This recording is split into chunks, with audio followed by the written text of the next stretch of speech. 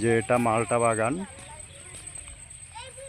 অনেক বড় বাগান। ওই যে গাছে মালটা দেখা যাচ্ছে, এই সেই অনাকাঙ্ক্ষিত গদখালি ফুলের নার্সারি। আমরা তো চলে আসলাম, আপনারাও আসবেন। আশা করি আসলে এখানে অনেক মজা পাবেন, কিন্তু হাতে সময় নিয়ে আসতে হবে, তাহলে পুরোটা ঘুরে ঘুরে দেখা যাবে।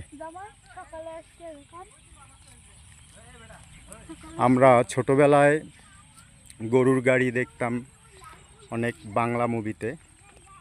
এই যে দেখেন সেই গরুর গাড়ি। মজার বিষয় কি, এখানে যশোর জেলাতে আসলে ঝিকরগাছা অথবা মনিরামপুর এদিকে আসলে গরুর গাড়ি দেখা যায় এখনো।